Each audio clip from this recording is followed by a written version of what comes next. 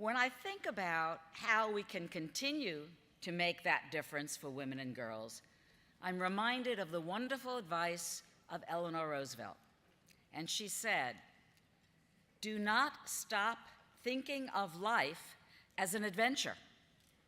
You have no security unless you can live bravely, excitingly, imaginatively, unless you can choose a challenge instead of competence."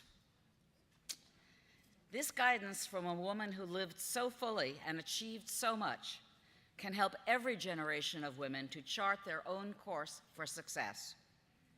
And these enduring words are a perfect way to introduce our next plenary speaker, Robin Gerber. Robin Gerber is an expert historian, best-selling author, and inspirational keynote speaker and storyteller. She uses moving stories from the lives of Eleanor Roosevelt, Katharine Graham, and other great women leaders to illustrate her leadership lessons. Gerber has been seen on PBS NewsHour and on CBS and Fox channel affiliates, and will be appearing in upcoming programming for the History and Biography channels. The author of 4 books, including 2 books on Eleanor Roosevelt, Gerber practiced law in Washington, D.C., and worked on Capitol Hill before becoming an author. She is currently senior faculty for the Institute for Management Studies, where she teaches her popular course on authentic leadership. AAUW members frequently credit the lessons they've learned about leadership to their work in their branches and states. For more than 130 years, AAUW has been a leadership training ground for women. As we continue to cultivate our own leadership skills as women, it's important to recognize that we are standing on the shoulders of many impressive women leaders, both within the AAUW community and on the national playing field. We invited Robin Gerber to share some of her work revealing the wisdom of these women leaders who paved our way. And specifically, we want to hear from her about the leadership legacy of Eleanor Roosevelt, who, in addition to being a great leader herself, masterfully developed leadership in others across generations and different communities throughout her life. Now, before I formally introduce and welcome Robin, I got to tell you that right before I asked Robin if there was anything fun or personal that she wanted me to tell you in addition to all of these wonderful things about her biography. And what she told me kind of blew me away. She started playing soccer at 45 and now plays on 2 different soccer teams. So ladies and gentlemen, please join me in welcoming author and historian Robin Gerber. Thank you. Thank you. Thank you.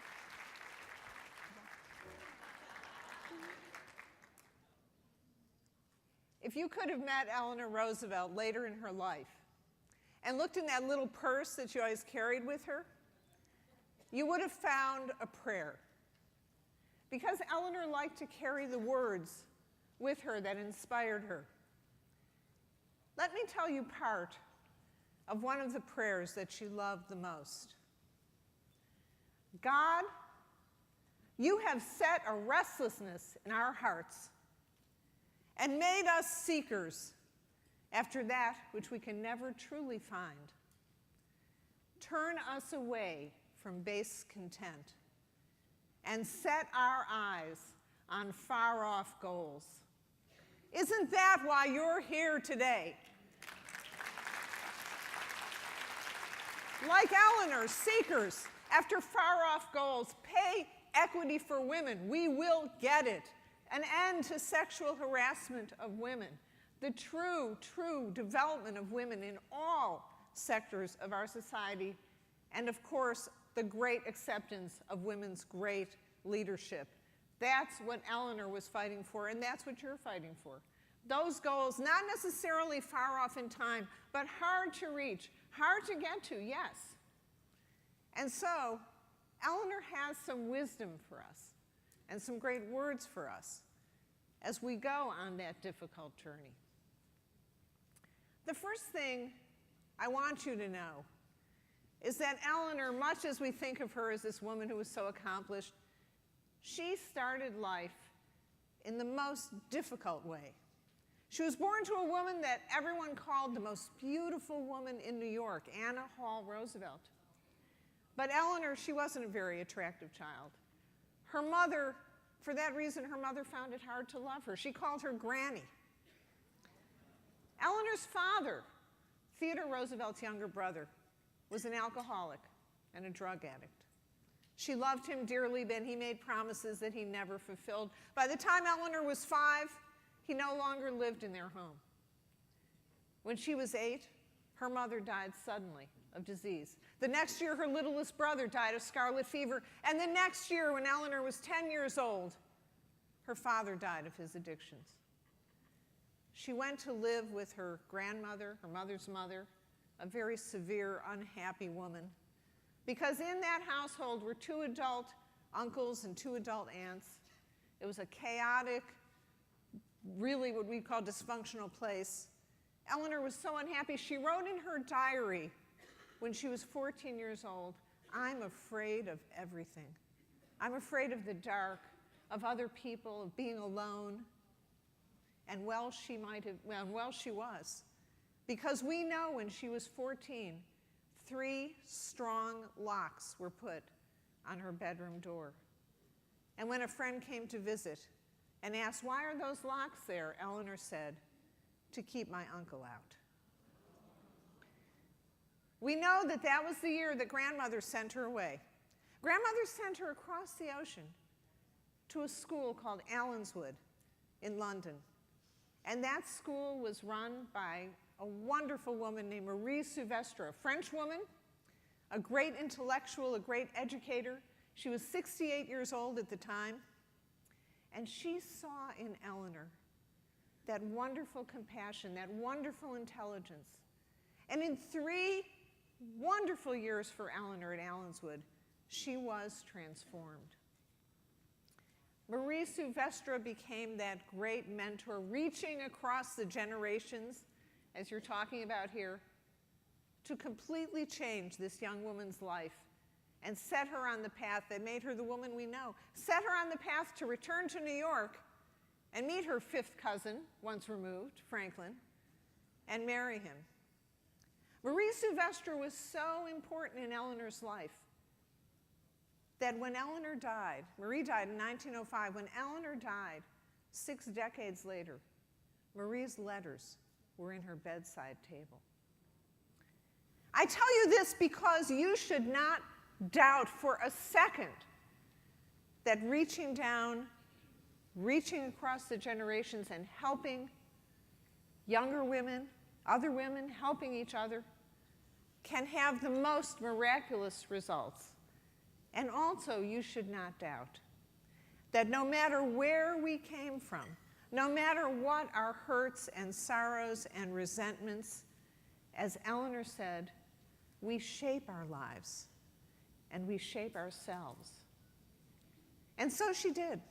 She married Franklin, and as you know, in 1933, he was elected president, in no small part thanks to her, by the way, because she had become the most important political woman in New York State during the 1920s. And it was the women's vote that elected him governor, by the way. Little fact of history we somehow never read. And so Eleanor arrived at the White House, and she walked down Connecticut Avenue just before the inauguration and turned to her friend Lorena and said, "I never wanted to be a president's wife, and I don't want to be one now." Because she loved the work she was doing. She loved politics. She was running a girls' school called Todd Hunter. What was she going to do in the White House? Redecorate? Hold teas? No, she had to find a way to claim her power, to claim the social reform that Marie Souvestre had imbued in her, had told her to go out and work for. How was she going to do that? Well, she did it in the way that all of us as leaders must do. She figured out how to communicate to build her constituency. So the first thing she did was she announced that she was going to hold a press conference. Well, that doesn't sound like a big deal, except that no First Lady had ever held a press conference. Oh, and by the way, she was only inviting the women reporters. Yeah. Thank you.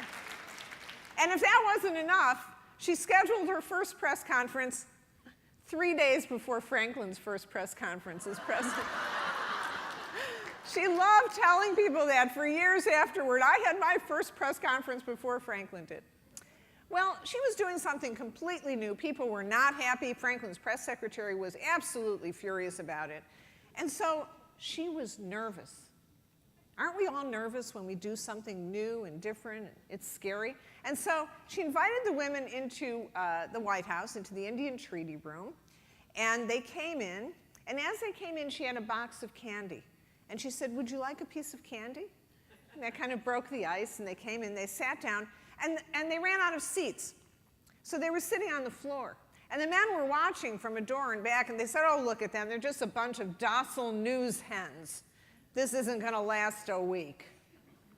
Well, not too much happened at the first press conference, but about a week later, Congress passed a law saying that 3% beer could be served and sold in the country, because remember, Prohibition was in effect, 1933. And so a reporter, male reporter, came up to Franklin Roosevelt and said, "Mr. President, will you allow beer to be served in the White House?" This was a big story. And Franklin said, "Well, you better ask my wife." Yeah. Because Eleanor was a teetotaler. And so one of the reporters found Eleanor and said, Mrs. Roosevelt, will you allow beer to be served in the White House?" And she said, "Well, you'd better ask Franklin." "Oh, no," he said, "to ask you." "Oh, I see. Well, I'll give you my answer at my next press conference." Those press conferences turned out to be a powerful tool for her. She continued them the whole 13 years she was in the White House. When she wanted to demonstrate the terrible poverty in Puerto Rico, she brought some of those women reporters down with her. When she wanted to show the terrible conditions in the coal mines in Appalachia and the way people were living, she brought those women reporters with her. She created a communication across the country to her constituency all across the country. But that wasn't the only way she communicated. She also wrote a column, very popular magazine called McCall's, once a month. Let me tell you what she called her first column. "I want you to write to me." You think she was getting a few letters? Just first, "I want you to write to me," she said, "because we don't know everything here in Washington. I want to hear what your troubles are, but I also want to hear what your solutions are. I want to hear what your ideas are. Isn't that how leaders communicate? Inviting people to talk to you, inviting your members to let you know what they think should be done. Listening is communicating too." And so Eleanor did. She got 300,000 letters that month. And she communicated in one other way, with her presence. She got out of the White House. In fact, she was called Eleanor Everywhere. A man supposedly named his clock after her because it never stopped running. Yeah. But she knew that by her presence, she was communicating the importance of the places that she would go. And so when that first crew of black airmen were trained in Tuskegee, but they weren't sent overseas and no one could figure out why, Eleanor went down there. She said, "I'd like to fly in a plane." They said, "Okay, you can go with him." They pointed to a white pilot. She said, "No, I want to go with him." One of the black pilots. She went up in the plane, took a ride, she left. Never said a word about the issue, but guess what? Within weeks, they were deployed overseas. Our presence as leaders makes a difference. Getting out and seeing and doing and being a part, that was also the way Eleanor communicated. Well, why was she doing all this?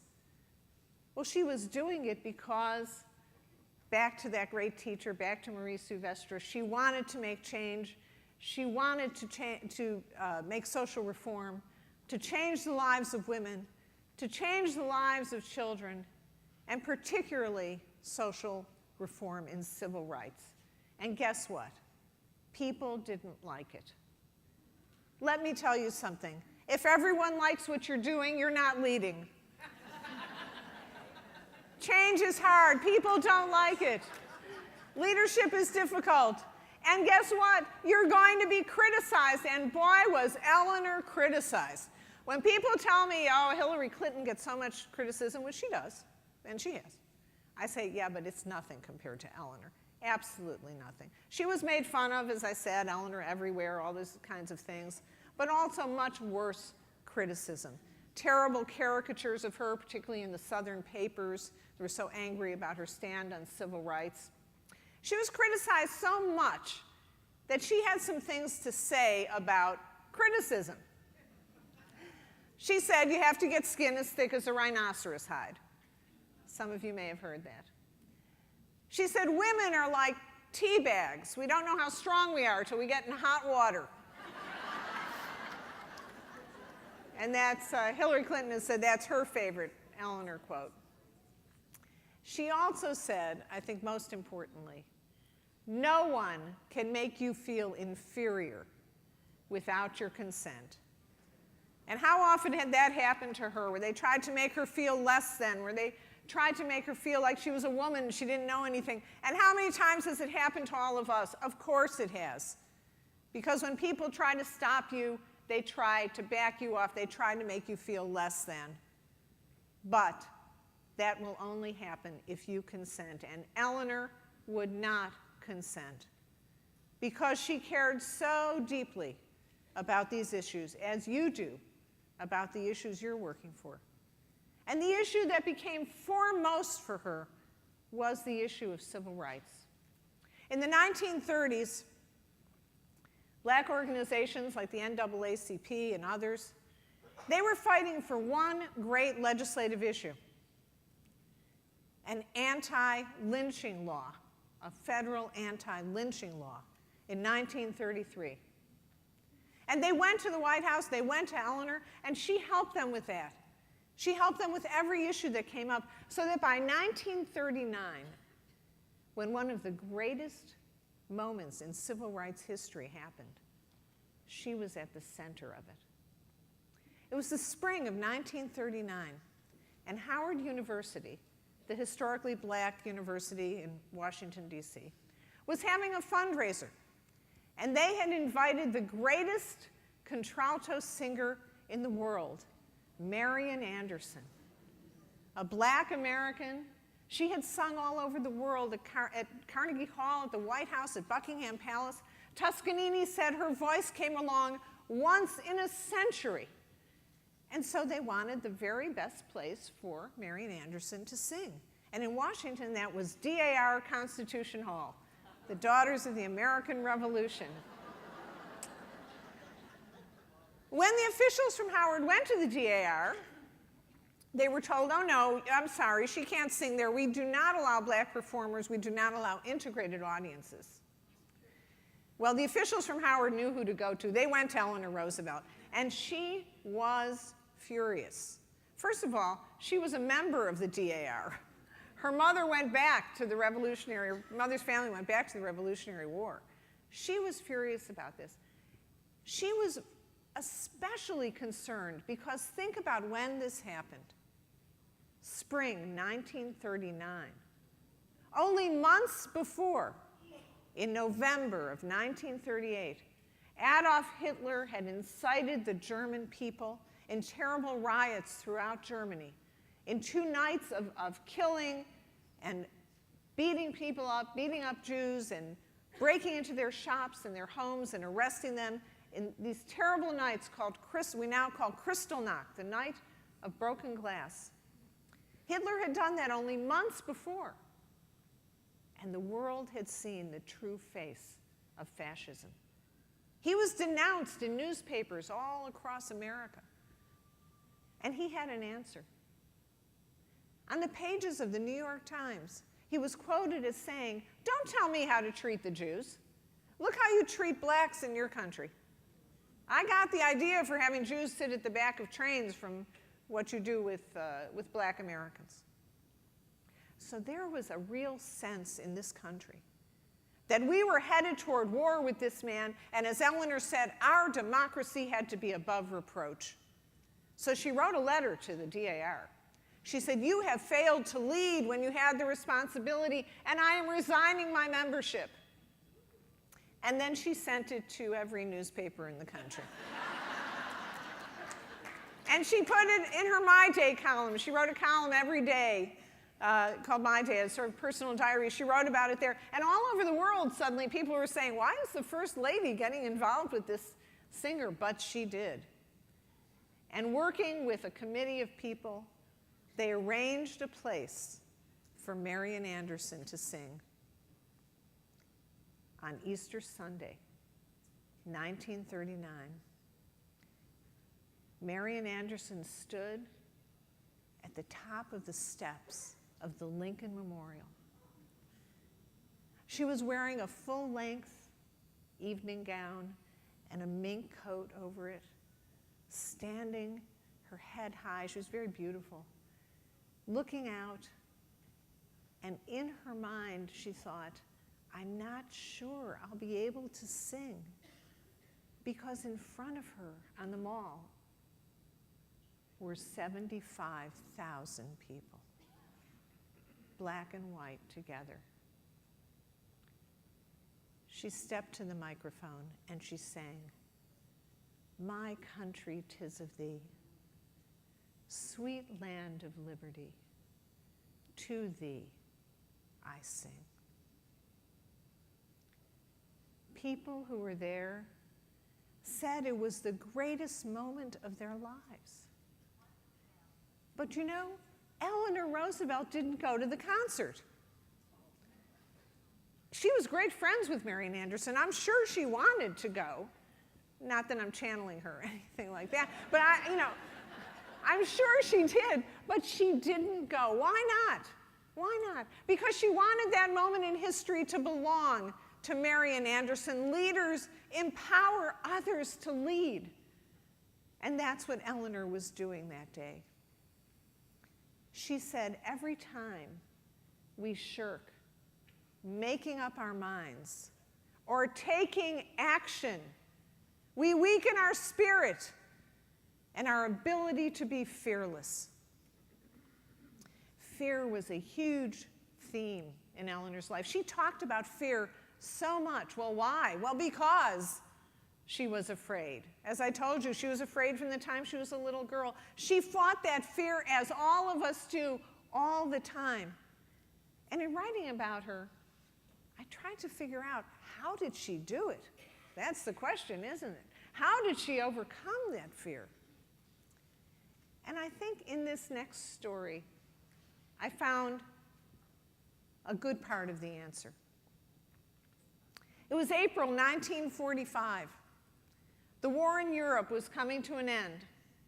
Franklin Roosevelt was very, very tired and ill by this point in 1945, and he went down to Warm Springs, Georgia. Warm Springs, where he had gone since he'd gotten polio back in the 20s, because the warm water helped his legs feel better. He had built a house there. They called it the Little White House. And on this day, April 12, 1945, he was sitting in the great room of the Little White House. He was signing papers. His secretary was there helping him. And there was another person there, two other people. A woman was painting his portrait, named Elizabeth Shumatoff, and she had been brought there by her friend, Lucy Mercer Rutherford. Well, Lucy Mercer, back in the 19-teens, back in 1917, as a single woman, had come to work for Eleanor Roosevelt as a social secretary in Washington. Franklin was assigned to the Navy Department. Eleanor needed a secretary. Lucy, very beautiful, very accomplished, came to work for her. And when Eleanor was out of town, Franklin and Lucy began a love affair. Eleanor found their love letters one day. And in 1919, when she confronted Franklin, he swore that he would never see Lucy again. But on this day, April 12, 1945, Lucy was with him. And as he was signing the papers, all of a sudden he said, "I have a terrible pain in my head." And he slumped over, and he died. Well, Eleanor was back in Washington. She was at a women's luncheon, in fact. They rushed to get her, brought her back to the White House. Harry Truman, the vice president, came in and said, "I'm so sorry, Mrs. Roosevelt." And she said, "Oh no, Harry, don't feel bad for me. You're the one who's in trouble now."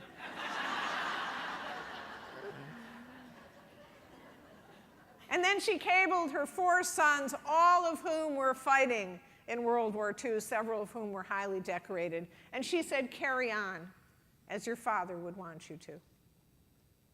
And then she packed up and went down to Warm Springs. And when she got there were only 2 people left, her 2 cousins. Margaret Suckley, Daisy, they called her. Some of you may have seen the recent movie that involved her. And Laura Delano. And she said to them, "Please come and sit with me on the couch and tell me about Franklin's last moments." Well, Daisy was just overcome. She really loved Franklin. And she said, "Eleanor, he seemed all right, and then suddenly he was gone." But Laura Delano, Laura never liked Cousin Eleanor very much. She said, "Well, that's all true, but you should know something else. He was having his portrait painted by Elizabeth Shumatoff, and Lucy Mercer Rutherford was here. She was sitting right there in the window seat, and if you didn't know it, your daughter has been arranging for them to get together in Washington when you're out of town." Well, Eleanor didn't know it. She was stricken. She got up, went into the room where Franklin's body had been laid. She came out a short time later described as stone-faced. A special train carried her and Franklin's body back to Washington. She went through all the funeral and the arrangements, moving out of the White House, just feeling, as you can imagine, terrible. She couldn't speak to Anna, to her daughter, didn't speak to her for months. Harry Truman said, "Please stay as long as you want," but no, she was out in a week. She wanted to live up at Valkill, near Hyde Park, the house she had built for herself. And so the great house, Springwood, the house where Franklin had been born, where they had lived for a time, that was being given to us, to the American people, and so Eleanor had to pack. And Daisy came to help her. And as they were packing Springwood, what do they find but a small portrait of Franklin, painted by Elizabeth Shumatoff. And Eleanor turns to Daisy and she says, "Please take this and send it to Lucy Mercer Rutherford." I can see that some of you might not have done the same thing. Yeah. Not sure I would have, right? We can think of all kinds of things to do with that portrait, but sending them to Lucy was probably not one of them. But that is what Eleanor did, and what was she doing? Well, certainly it was an act of grace. And Lucy took it that way, and Lucy wrote her a letter after all those years, wrote her a letter saying how much she admired her, and in a way, a circle was closed. But I believe Eleanor was doing something else. She knew from hard experience, she knew from facing her fears, she knew that the only way to continue with her life, to continue to fight for the causes that she still cared about, to continue the life of reform and change and leadership that she had to let go of the anger and the sorrow and the fear and all those terrible emotions that, of course, she felt, that any of us feel. Because we all have had portraits. And if you think you haven't had any, you will. And if you think you've had all your portraits, nah, doesn't work out. You're going to have more. You need to send them back so you can get on with the important work, with the great work.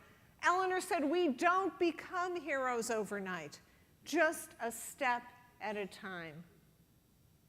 Finding strength and courage and confidence every time we look fear in the face, you must do the thing you think you cannot do.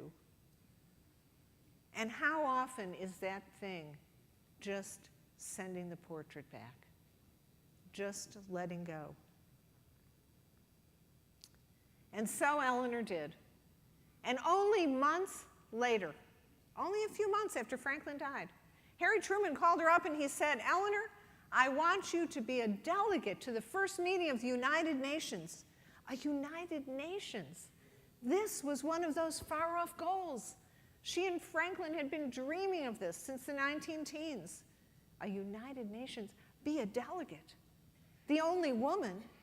She called her son, she said, I'll ruin it for every woman who comes after me. I don't know anything about foreign policy. All these men, they know all about the foreign policy. There's senators and John Foster Dulles and these people. But she agreed to do it. She got on that ship heading to London where the first meeting was. And every day she asked someone to walk around the ship with her and so she could learn about the issues. And by the time she got to London, she was ready. And the men put her on the least important committee, Committee 3. She didn't even know what it was. John Foster Dulles came to her and said, Eleanor, you're going to be on Committee 3. She said, okay. Then she had to ask someone what it was. It was the Committee on Human Rights. What did the men know? It was the most important committee because all of those displaced persons, well, what was going to happen to them? Where would they go? The Soviet Union, the Russians, wanted people forcibly repatriated, forced to go back to their home countries. The Western countries and others didn't want that. The debate happened in Committee 3. And the Soviets were beaten, and they demanded a debate on the full floor of the United Nations. And the male delegation came to Eleanor hat in hand. They said, none of us know this issue very well. The Soviet debater is the most, Andrei Vyshinsky is the most feared debater in all of Russia. Do you think you could debate him for us? And so she did. She got up on the floor of the United Nations and gave the most impassioned speech. And when the full United Nations voted with her in the Western countries, she marched across the floor of the United Nations and stuck her hand out and said to Vyshinsky, I hope next time we'll be on the same side of things. Of course, Committee 3 went on to draft and pass the Universal Declaration of Human Rights. It's been called the Magna Carta of our time. We still use it today. We all are still relying on it when we talk about genital mutilation, the treatment of women in other countries, and emerging countries use it as a model for their constitutions. Eleanor felt it was her greatest triumph, the Universal Declaration of Human Rights. And I say to you, she could not have gotten that done if she was still holding on to her terrible feelings about learning about Lucy. It just wouldn't have happened. And so she moved past that and went on to this great triumph. In 1959, Eleanor came to your convention in Kansas City. And I'm so honored to be able to follow her. I think if she were here, I know what she would want you to know. And it's the answer to this question that I get asked all the time. Where are the Eleanor Roosevelts of today? My friends, I'm here to tell you they are here. They are you. They are you. You are the Eleanors who are keeping your eyes on the toughest challenges that we have as women. They are you who will assure that one day we will have a world where women earn equal pay to men.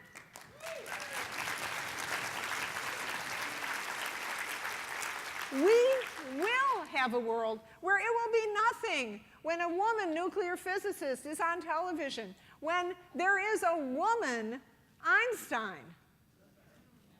There will be a day, because you are here fighting for it, when women's leadership will be fully accepted, fully used, fully honored, and we will be leaders in every sector in this country and in the world.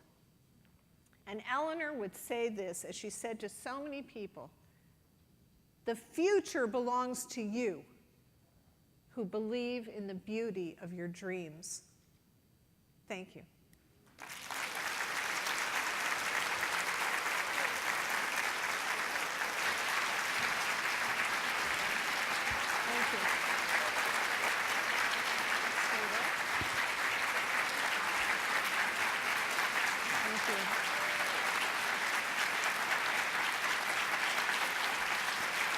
Thank you so much, Robin, for your work, insight, and inspiration. And I'd like to open the floor up now for some questions and answers. We have a couple of mics, one on either side of the room. Okay, the lights went up. And we are open for questions. Someone in a microphone on the right, just identify yourself and ask your question, please. Pat Ehlert from Racine, Wisconsin branch. Did Eleanor take a position or speak about the internment of people of Japanese origin during World War II? Yes, she did, and she was opposed to the internment of Japanese Americans, but I don't think it was the greatest moment. I'll tell you, Franklin really, he called himself Dr. Win the War. And really, the war became completely his purview. And it was very hard for her, I think, to make inroads with him or his advisors on the war. And so she became, the doctor of the home front and was doing things on the home front. But this was really seen as an action connected to the war. That doesn't, I wouldn't say that excuses her or him, certainly, from doing that. But she did oppose it. She did not think it was a good thing to do. Microphone on the left. Hi, Nancy Joyner, AUW of Virginia. I have a question. Several years ago, George Washington University did a wonderful seminar on the First Ladies. Barbara Bush was one with whom I met and others in that seminar, and she remarked that in her household, the name of Eleanor Roosevelt was never spoken, that it was a terrible thing, and she was simply so horribly disliked. Yeah. And that, of course, was a very prominent Republican household. Right. Have the views about Eleanor Roosevelt changed over the years? Is she now viewed for not just a political purpose, but for the values that she espoused? I think it has changed. She was the most admired woman in the world until every year until the year she died in 1962.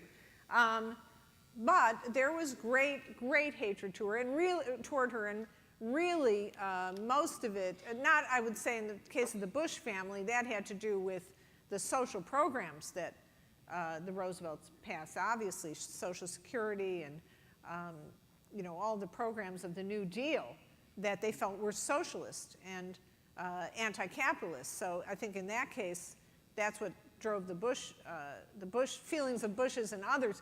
Franklin famously said, the industrialist Wall Street hates me, and I welcome their hatred. They were fully aware that they were fighting against that. I think the more vitriolic hatred came from the South.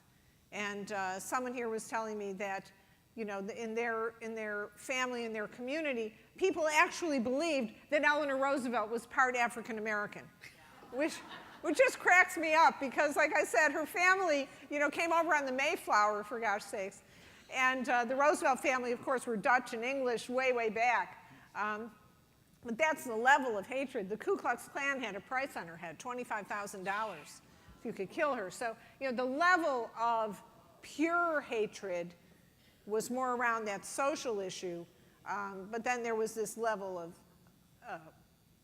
people disliking her because of their positions. Has that changed? I think it has very, very much changed. Thank you. On the right? My name is Kamala Anandam from AUW, Florida. I would like you to confirm for me that equal pay for equal work is in the Universal Declaration of Human Rights. Is it? The question is equal pay for equal work in the Declaration of Human Rights? I think that was the don't- question, right? That's, I don't believe so. Someone knows better than I do. Okay. Sally Kinney, AAUW Louisiana, and director of the Newcomb College Institute at Tulane. And I was wondering if you could speak to her relationship with Leona Hickok and how that plays a part in telling your story about how she surrounded herself by women who loved other women and how she chose to keep those letters and what people thought about that at the time. Yeah, well, people didn't know about it at the time. What the question was about, Eleanor had a great friend when she first came to Washington. I told you she was walking down the street talking to her friend. That was Lorena Hickok, who was a reporter for the Associated Press. She was a lesbian and not particularly hiding that from anyone. She became very, very close with Eleanor, so much so that she didn't feel she could do her job with the Associated Press anymore. And in fact, for a time, she lived in the White House. And it seems quite clear that for a time they were intimate and they were lovers. People still dispute this, but I think Blanche Wiesen Cook, who's Eleanor's great biographer, did a Freedom of Information request and got all of the letters that still exist. And in those letters, there are very explicit discussions of intimacy that I don't think anyone would mistake for anything other than intimacy. And what I say about this is that I believe that Eleanor was a person with a great and open mind. You have to consider she was born in 1884, a Victorian woman, and yet she overcame her racial prejudice, which was completely instilled in her. They wouldn't even have black servants in her household when she was growing up. She overcame her anti-Semitism, which was also quite great. And there are anti-Semitic quotes from her, but she overcame that. And I think she overcame any of her feelings about being open in who she loved. Of course, Franklin had affairs too, and she probably had other affairs, but there was this affair with Lorena, and in the 1920s, she had very, very close women friends, as you said, who were in lesbian relationships and were great women activists. And she worked with them. And in fact, at Val Kill, which this house that she built for herself, she built up an industry of making furniture with two of these women. So this was a big part of her life and a tremendous influence on her political life and on her social views. Microphone left? I know how you I think feel. you can tilt it down, yeah. It's hard to be short. I have more IQ points per linear inch.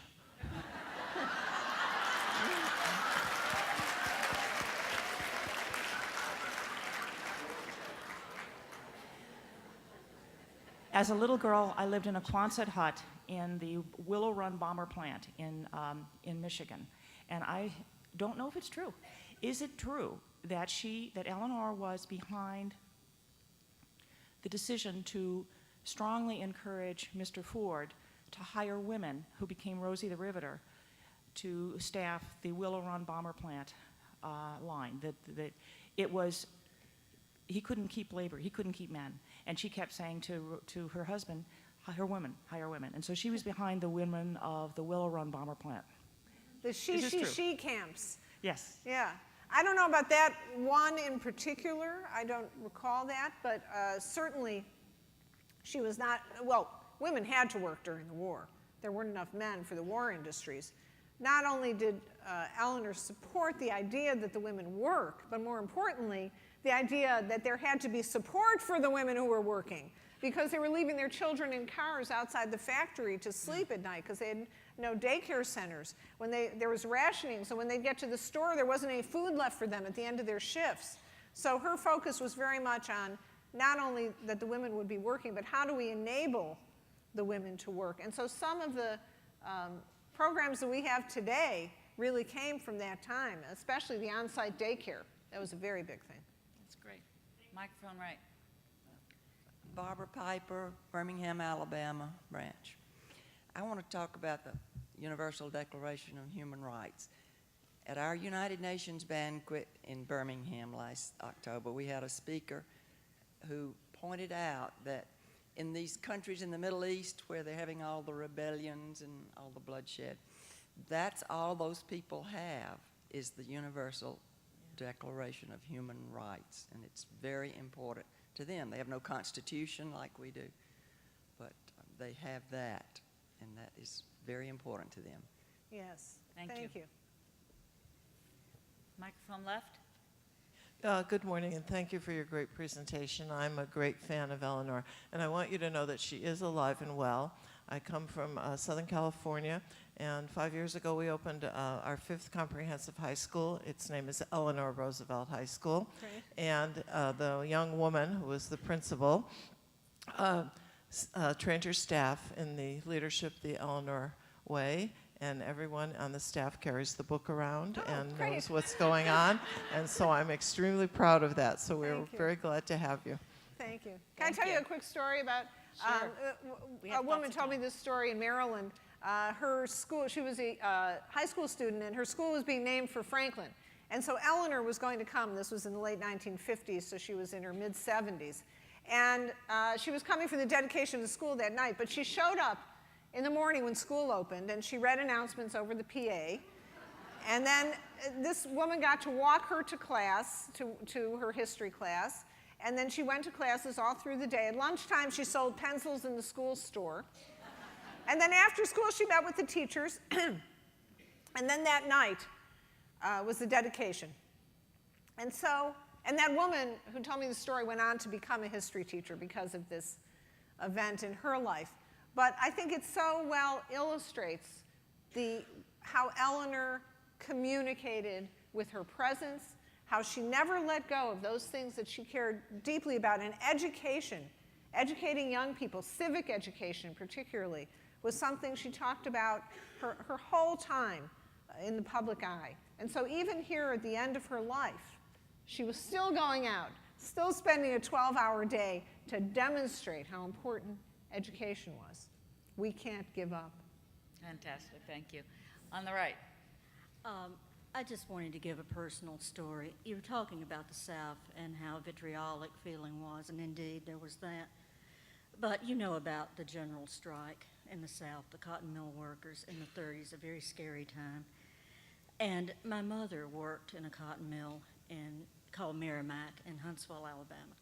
Eleanor Roosevelt invited a group of women from there to come to Washington, well, a group of people, to come to Washington to discuss the strike and what was going on. I learned to love Eleanor Roosevelt at my mother's knee, and she's probably why I'm standing here today, because my mother, I always said, taught, and odd for, working class people, but she taught me noblesse oblige. If you have anything, including talent or intelligence, you have a duty to share with others and to do the best you can to leave the world a better place than you found it. And Eleanor Roosevelt is one of my great heroes. And thank you very much. This has been very empowering. Thank you. Thank you.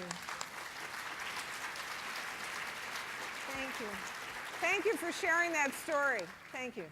Microphone left. Amy Shamrow. I'm with the Traverse City, Michigan branch, and I just wanted to ask. It sounds like from your stories and what I know of Eleanor Roosevelt, she did a really great job of using her position of power, her My Day journal, to really put forward issues and things that were, and events that were of concern to her. And she had that kind of singular attention on her. In this age of so many different mediums and so many different talking heads and voices, as the future Eleanor Roosevelt's in this room, how do you see us able to kind of make an En-ROAD like that we can use to promote what we are trying to accomplish now? Oh, thank you for that question, because I meant to say that if Eleanor were here today, she'd be using Twitter, and you know, absolutely, absolutely. The minute she could get on radio, she was on radio. The minute television was in every home in the 50s, she had a television show, The Prospects of Mankind in 1959. And who was her first guest? I'm sorry, I have to make this point. Oh, go, go. She could have had anyone, absolutely anyone would have come on Eleanor Roosevelt's show. I do mean anyone. John Kennedy was salivating because he was hoping to be president. He wanted to come on this show. And Frank Sinatra was her friend. Anybody would have come on her show. But who was her first guest on The Prospects of Mankind? Martin Luther King. Oh, okay. Yeah.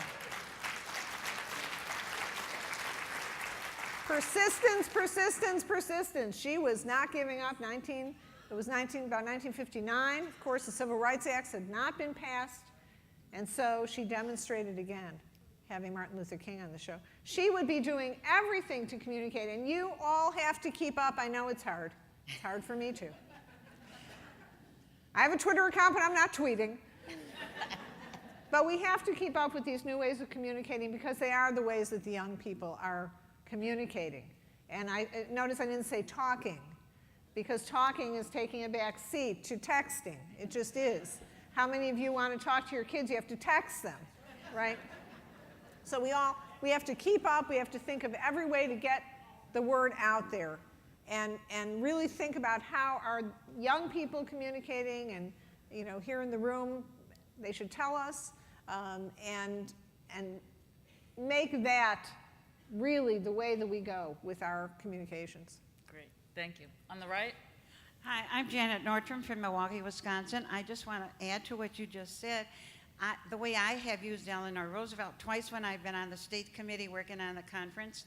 I'm a swimmer. I invited people to come down early in the morning, and I came dressed as Eleanor Roosevelt and told her story, you know, and so then people would make a donation. So a couple years we made $300 to $500 to send to AAUW. And now I'm also a teacher, and so anyway, so I combine my swimming and my love of Eleanor. But as a teacher, I'm often trying to also tell the story of Eleanor. And you know, there's so many quotes that she has. You go to quote, you know, on the internet and you can get 1,000 quotes. So when I'm talking about first person and third person, looking at biography and autobiography, I have about 10 hats. I come one day and put first person, second person on the board, autobiography, biography, and I talk about when I'm in the first person and when I'm in the third person, when I'm the teacher and when I'm Eleanor. And then at the end, I have little envelopes of her quotes so everybody in the class can read one of her quotes at the end. So I'm just trying to keep her alive that way. Thank you. Thank you so much.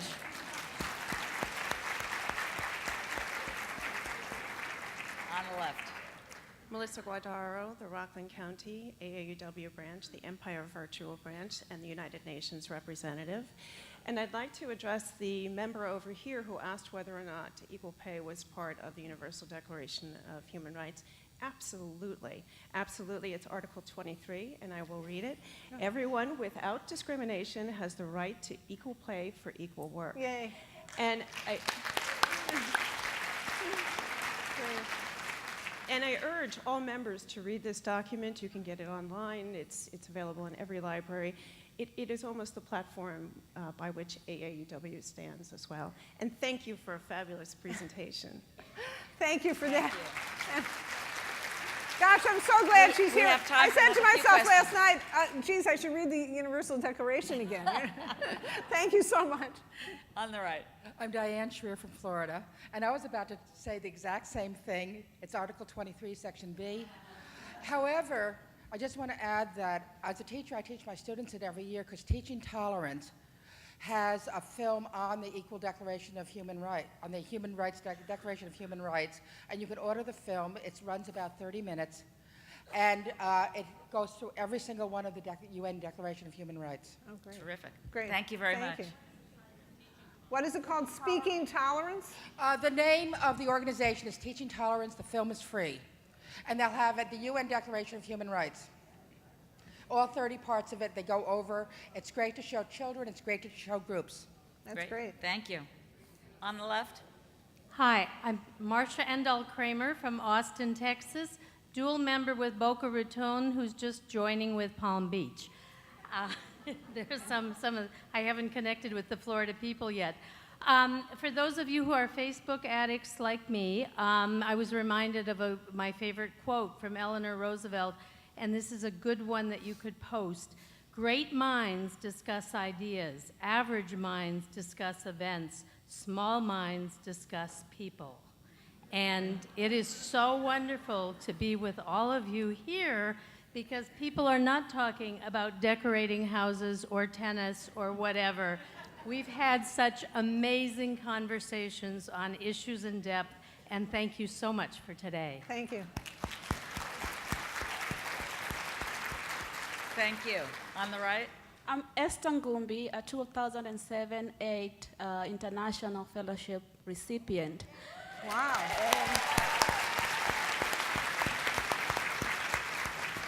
Thank you very much for such a great talk and lessons learned.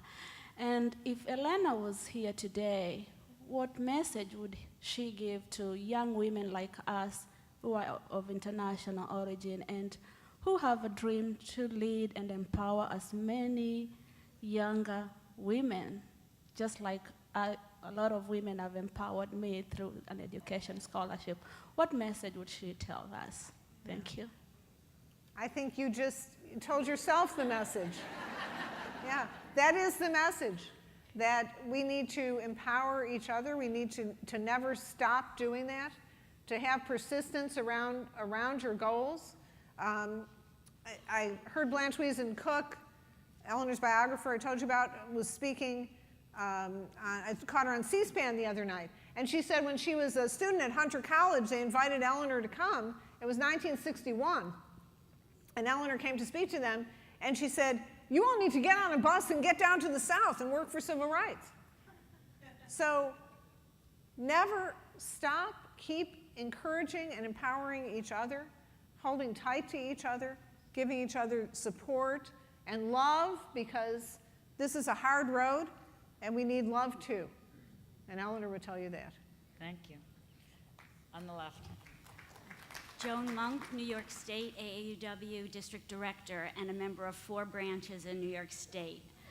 A few years ago, we celebrated Eleanor's 125th birthday, and I fell in love with Eleanor again and your book, and I found your book a wonderful way to connect with Eleanor in a way other books didn't.